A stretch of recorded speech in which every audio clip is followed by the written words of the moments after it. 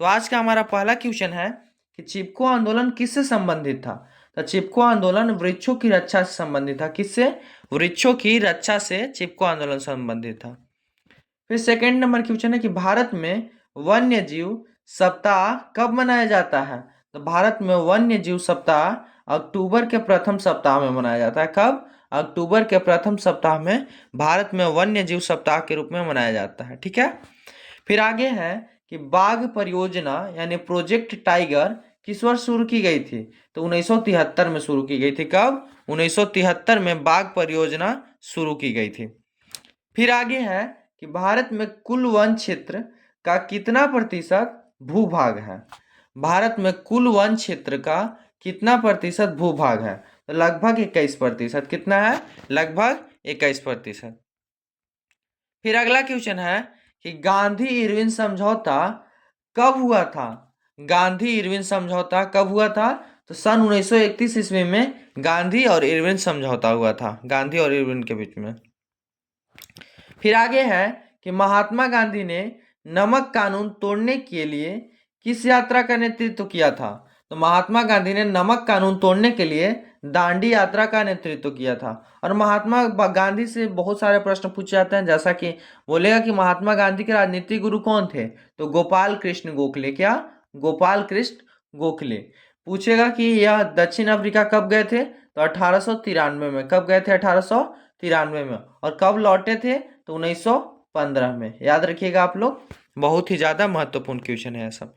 फिर आगे है कि नेपोलियन को क्रांति की संतान क्यों कहा जाता है। नेपोलियन को क्रांति की संतान क्यों कहा जाता है। तो आप लोग जानते होंगे कि फ्रांसीसी क्रांति के सिद्धांतों को आगे बढ़ाने वाला यही नेपोलियन था, जो कि आगे पे चल के राजा भी बना और ज्यादा चलते में वाटरलू का युद्ध हारने के कारण उसका राजपाट छीन गया और बाद में उसकी मृत्यु हो गई। फिर है कि भारत का पहला समाचार पत्र कौन सा है। तो भारत का सबसे पहला जो समाचार पत्र है से बंगाल गजट है। कौन? बंगाल गजट भारत का पहला समाचार पत्र है। फिर है कि किसने हिंद स्वराज नामक पुस्तक लिखी थी। तो हिंद स्वराज नामक पुस्तक महात्मा गांधी ने लिखी थी। कौन? महात्मा गांधी जो है से हिंद स्वराज नामक पुस्तक लिखे थे। ठीक है। फिर है कि स्पिनिंग जेनी किससे संबंधित है। तो स्पिनिंग जेनी वस्त्र उद्योग से संबंधित है। किससे? वस्त्र उद्योग से संबंधित है। तो आप लोग को यह क्लास कैसा लग रहा है कमेंट करके जरूर बताइएगा, और इसका नोट्स लेना होगा तो आप कमेंट में बताइएगा और व्हाट्सएप ग्रुप में जुड़ जाइएगा। फिर है कि किसने केसरी समाचार पत्र निकाला। तो बाल गंगाधर तिलक ने केसरी समाचार पत्र निकाला था, याद रखिएगा। फिर है कि बंगाल विभाजन के समय वहां का वायसराय कौन था। तो लॉर्ड कर्जन था। वहां का जो बंगाल विभाजन, जो बंग भंग आंदोलन भी हुआ था, बंगाल विभाजन, उस टाइम वहां का जो वायसराय था से लॉर्ड कर्जन था। ठीक है। फिर आगे है कि गुटेनबर्ग ने किस देश में प्रिंटिंग प्रेस की शुरुआत की थी। तो गुटेनबर्ग ने जर्मनी में प्रिंटिंग प्रेस की शुरुआत की थी। कहाँ? जर्मनी में। फिर आगे है कि कोलंबस ने किस महाद्वीप की खोज की थी। तो कोलंबस ने अमेरिका की खोज की थी। कहाँ की? अमेरिका की खोज की थी, मतलब रास्ता खोजा था, अमेरिका था पहले से। फिर है कि इटली का एकीकरण किसने पूरा किया था। तो इटली का एकीकरण गैरीबाल्डी ने पूरा किया था। और भी का योगदान था पर गैरीबाल्डी। ठीक है। फिर है कि स्वदेशी आंदोलन किसकी प्रतिक्रिया में प्रारंभ हुआ था। तो स्वदेशी आंदोलन बंगाल विभाजन। ठीक है। आगे है फिर कि वैश्वीकरण किस क्षेत्र से अधिक जुड़ा है। तो वैश्वीकरण व्यापार और संचार से अधिक जुड़ा हुआ है। ठीक है। फिर है कि प्रथम औद्योगिक क्रांति का प्रमुख केंद्र कौन सा देश था। तो प्रथम औद्योगिक क्रांति का प्रमुख देश इंग्लैंड था। ज्यादा हम प्रश्न पर चर्चा नहीं कर रहे हैं, क्योंकि टाइम बहुत ही कम है। फिर है कि मुद्रण क्रांति ने किस क्षेत्र में सबसे ज्यादा परिवर्तन किया। मुद्रण क्रांति ने किस क्षेत्र में सबसे ज्यादा परिवर्तन किया। तो शिक्षा और समाज सुधार में मुद्रण क्रांति ने सबसे अधिक परिवर्तन किया है, चेंजिंग किया है, सुधार लाया है। ठीक है। आगे प्रश्न है कि यूरोप में राष्ट्रवाद का उदय किस युद्ध के बाद हुआ था। तो यूरोप में राष्ट्रवाद का उदय नेपोलियन के युद्धों के बाद हुआ था। कब? नेपोलियन युद्ध लड़ रहा था उसके बाद हुआ था। फिर है कि भारत छोड़ो आंदोलन का नारा किसने दिया था? तो भारत छोड़ो आंदोलन नारा महात्मा गांधी ने दिए थे। कौन? महात्मा गांधी भारत छोड़ो आंदोलन का नारा दिए थे। फिर है कि रॉलेट एक्ट किस वर्ष लागू किया गया था? तो रॉलेट एक्ट 1919 में लागू हुआ था। कब? 1919 में। अब इसी टाइम जालियांवाला बाग हत्याकांड भी हुआ था 13 अप्रैल 1919 को। फिर है कि जालियांवाला बाग हत्याकांड किस दिन हुआ था? तो 13 अप्रैल 1919 को जालियांवाला बाग हत्याकांड हुआ था, पंजाब के अमृतसर में।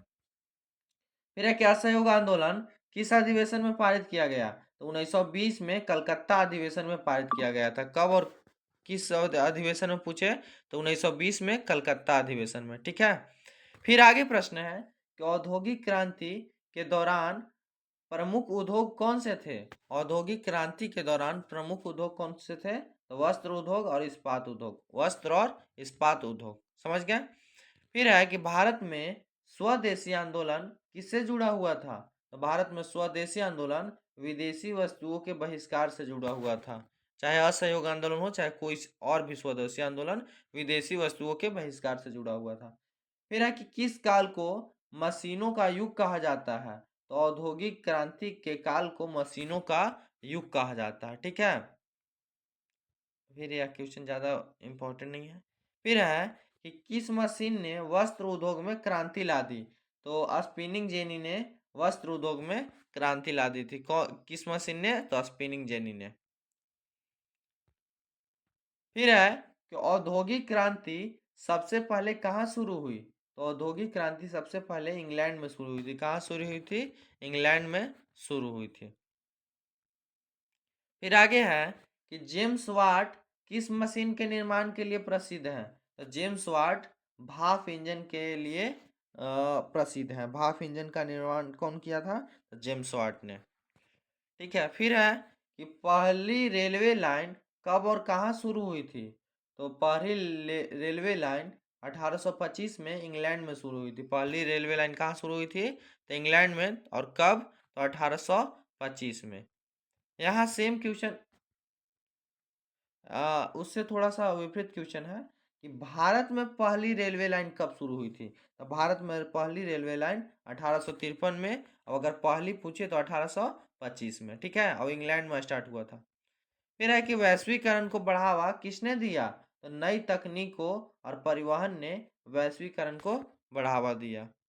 ठीक है। फिर आगे है कि उपनिवेशवाद का सर्वाधिक शिकार कौन से महाद्वीप हुए? तो उपनिवेशवाद का सर्वाधिक शिकार एशिया और अफ्रीका महादेश हुए। ठीक है। आगे है कि अमेरिका की खोज किसने की थी? तो कोलंबस, क्रिस्टोफर कोलंबस। ठीक है, पूरा नाम है। आगे है कि विश्व युद्धों के बीच की अवधि किस नाम से जाना जाता है? तो अंतर्वर्ती काल। कौन? अंतर्वर्ती काल विश्व युद्धों के बीच की अवधि के नाम से जाना जाता है। आगे है कि विश्व बैंक वर्ल्ड बैंक की स्थापना किस वर्ष हुई थी? तो वर्ल्ड बैंक की स्थापना 1944 ईस्वी में हुई थी। याद रखिएगा आप लोग। फिर आगे क्वेश्चन है कि श्वेत क्रांति किससे संबंधित है? तो श्वेत क्रांति दुग्ध उत्पादन से, यानी दूध के उत्पादन से श्वेत क्रांति संबंधित है। ठीक है। फिर अगला प्रश्न है कि हरित क्रांति किस क्षेत्र से संबंधित थी? तो हरित क्रांति कृषि क्षेत्र से संबंधित थी। किससे? कृषि क्षेत्र से हरित क्रांति। और श्वेत क्रांति दूध से। आगे है कि अंतर्राष्ट्रीय मुद्रा कोष की स्थापना यानी IMF की स्थापना कब हुई थी? 1944 में। आगे है कि विश्व व्यापार संगठन WTO की स्थापना कब हुई? तो 1995 में WTO की स्थापना हुई थी, वर्ल्ड ट्रेड ऑर्गेनाइजेशन। फिर है कि ग्रेट डिप्रेशन किस वर्ष हुआ था? तो 1929 में, यानी आर्थिक महामंदी सॉरी। ठीक है, 1929 में। फिर है कि वैश्वीकरण का अर्थ क्या है? तो वैश्वीकरण के अर्थ है कि देशों के बीच वस्तुओं, पूंजी और सेवाओं और विचारों का मुक्त आवागमन वैश्वीकरण का क्या है? अर्थ है कई देशों, विश्व के सभी देशों में। फिर है कि सिल्क रूट मुख्यतः किस वस्तु के व्यापार के लिए प्रसिद्ध था? तो सिल्क रूट जो था से रेशम के लिए प्रसिद्ध था। रेशम के व्यापार के लिए। आगे है कि औद्योगिक क्रांति सबसे पहले किस देश में हुई थी? तो औद्योगिक क्रांति सबसे पहले इंग्लैंड में हुई थी। कहाँ हुई थी? इंग्लैंड में औद्योगिक क्रांति सबसे पहले हुई थी। ठीक है। फिर आगे है कि ईस्ट इंडिया कंपनी किस देश की थी? ईस्ट इंडिया कंपनी ब्रिटेन की थी। कहाँ की थी? ब्रिटेन की थी। फिर अगला प्रश्न है कि उपनिवेशवाद का क्या अर्थ है? तो उपनिवेशवाद का अर्थ है शक्तिशाली देशों द्वारा कमजोर देशों पर नियंत्रण स्थापित करना और उसका शोषण करना उपनिवेशवाद कहलाता है। ठीक है। फिर अगला प्रश्न है कि प्रकाश वर्ष किसकी इकाई है? तो प्रकाश वर्ष दूरी की इकाई है। किसकी? दूरी की इकाई है प्रकाश वर्ष। आगे है कि जल का रासायनिक सूत्र क्या है? तो जल का रासायनिक सूत्र H2O है। क्या? H2O जल का रासायनिक सूत्र है। आगे है कि प्रकाश की चाल अधिकतम किस माध्यम में होती है? तो प्रकाश की चाल अधिकतम वैक्यूम यानी निर्वात में होती है। फिर आगे प्रश्न है कि ध्वनि तरंग किस प्रकार की तरंग होती है? तो ध्वनि तरंग अनुदैर्ध्य तरंग होती है। कौन सी तरंग? अनुदैर्ध्य तरंग ध्वनि तरंग होती है। आगे है कि कौन सा अम्ल पेट में पाया जाता है? तो पेट में आप सब जानते हैं HCl हाइड्रोक्लोरिक अम्ल पाया जाता है। फिर है कि ध्वनि की गति सबसे अधिक किस माध्यम में होती है? तो ध्वनि की गति सबसे अधिक ठोस में होती है। किस में? ठोस माध्यम जो है उसमें ध्वनि की गति सबसे अधिक होती है। आगे प्रश्न है कि मानव शरीर की सबसे बड़ी ग्रंथि कौन सी है? तो वह है यकृत यानी लीवर। फिर अगला प्रश्न है कि जल का घनत्व अधिकतम किस तापमान पर होता है? तो 4 डिग्री सेल्सियस पर। ठीक है। आगे और बहुत महत्वपूर्ण प्रश्न है कि रक्त का पीएच मान कितना होता है? तो रक्त का पीएच मान 7.4 होता है यानी यह थोड़ा क्षारीय होता है। फिर है कि किस गैस को मृत गैस कहा जाता है? तो नाइट्रोजन को मृत गैस कहा जाता है। ठीक है। आगे प्रश्न है कि प्रकाश का अपवर्तन किस कारण होता है? तो माध्यम के अपवर्तनांक में अंतर के कारण प्रकाश का अपवर्तन होता है। ठीक है। फिर आगे क्वेश्चन है कि बैटरी में कौन सा अम्ल का प्रयोग किया जाता है? तो सल्फ्यूरिक अम्ल का प्रयोग किया जाता है, वो भी 38% वाले सल्फ्यूरिक अम्ल का। फिर आगे है कि कार्बन का शुद्धतम रूप कौन सा है? तो कार्बन का शुद्धतम रूप जो है तो हीरा है। कौन? हीरा कार्बन का शुद्धतम रूप है। ठीक है। आगे है कि विटामिन सी की कमी से कौन सा रोग होता है? तो विटामिन सी की कमी से सकर्वी होता है। ठीक है। फिर आ गया कि ओजोन परत में कौन सी गैस छेद कर रही है? तो क्लोरोफ्लोरोकार्बन CFC ओजोन परत में छेद कर रही है। ओजोन का सूत्र होता है O3। अगला प्रश्न है कि विद्युत धारा की SI मात्रक क्या है? तो एम्पियर। विद्युत धारा की SI मात्रक क्या हो जाएगा? एम्पियर हो जाएगा। फिर आगे है कि प्रकाश एक ऊर्जा का रूप है या बल का? तो प्रकाश एक ऊर्जा का रूप है जो कि सीधी लाइन में चलती है। आगे पढ़िएगा और भी, ऐसा बात नहीं है। फिर सबसे हल्की धातु कौन सी है? तो सबसे हल्की धातु लिथियम है। आगे है कि हड्डियों को मजबूत बनाने वाला तत्व वो कौन सा है? तो हड्डियों को मजबूत बनाने वाला तत्व कैल्शियम है। कौन? कैल्शियम। फिर है कि पानी का विध्रुवीय गुण किसके कारण होता है? तो हाइड्रोजन बॉन्डिंग के कारण पानी का विध्रुवीय गुण होता है। विध्रुवीय गुण। आगे है कि संविधान सभा के अध्यक्ष कौन थे? तो डॉक्टर राजेंद्र प्रसाद संविधान सभा के अध्यक्ष थे। फिर है कि भारत में पंचायती राज व्यवस्था कब लागू हुई थी? तो 2 अक्टूबर 1959 में। अगला है कि भारतीय राष्ट्रीय कांग्रेस की स्थापना कब हुई थी? तो 1885 में। फिर आगे प्रश्न है कि महात्मा गांधी ने भारत छोड़ो आंदोलन कब शुरू किया? तो 9 अगस्त 1942 को महात्मा गांधी ने भारत छोड़ो आंदोलन शुरू किया था। और फिर आगे है कि भारत का सर्वोच्च न्यायालय यानी SC सुप्रीम कोर्ट कहाँ स्थित है? तो नई दिल्ली में अभी स्थित है। आगे है कि संविधान का अनुच्छेद 370 किससे संबंधित है? तो जम्मू और कश्मीर को विशेष दर्जा देने से। और आगे प्रश्न है कि योजना आयोग का गठन किस वर्ष हुआ था? तो 1950 ईस्वी में। तो चलिए इस क्लास में बस इतना ही, मिलते हैं अब अगले क्लास में।